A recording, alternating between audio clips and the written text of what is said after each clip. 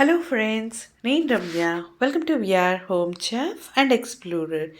ఈరోజు పాలకూరతోని ఎగ్ కలిపి ఎగ్ ఫ్రైని ఎలా చేసుకోవాలో చూపించబోతున్నానండి. చాలా హెల్దీ అండ్ టేస్టీ పాలకూర ఎగ్ ఫ్రై అండి. డైట్లో ఉన్న వారికి అయితే పర్ఫెక్ట్ రెసిపీ.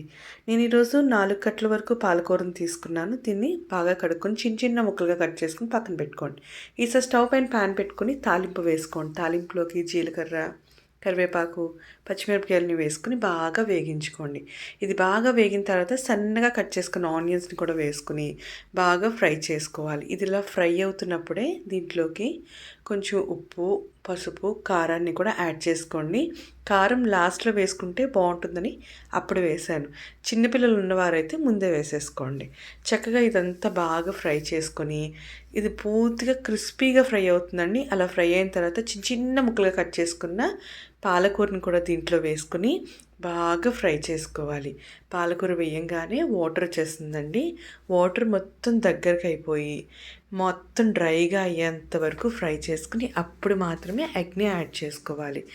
ఇలా ఇది చక్కగా డైట్లో ఉన్నవారు ఒక మీల్ కింద కూడా తీసుకోవచ్చండి. ఆనియన్స్ని స్కిప్ చేసి పాలకూర ఎగ్ని కూడా చక్కగా ఒక మీల్ కింద తీసుకుంటే చాలా హెల్తీ, లో క్యాలరీస్ కూడా, డైజెషన్ కూడా ఈజీగా ఉంటుంది. చూసారు కదా, ఇలా చక్కగా ఒక 2 ఎగ్స్ని బ్రేక్ చేసి దీంట్లో వేసుకుని మొత్తం అంతా డ్రైగా అయ్యేంత వరకు ఫ్రై చేసుకోండి. డైట్లో ఉన్నవారైతే ఆలివ్ ఆయిల్ని యూజ్ చేయండి. వెయిట్ లాస్కి బాగా యూజ్ అవుతుంది. లేదు అంటే చక్కగా నువ్వుల నూనె కూడా వాడండి, చాలా బాగా పనిచేస్తుంది.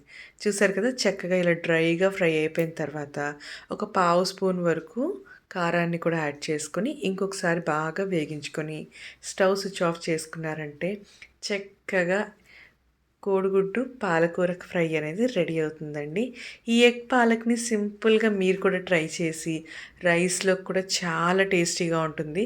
తప్పకుండా మీకు ఎలా అనిపించిందో కమెంట్ చేయండి. నాకైతే చాలా బాగా నచ్చింది. ట్రై చేసిన తర్వాత కమెంట్ చేయడం మాత్రం మర్చిపోకండి. Thank you for watching.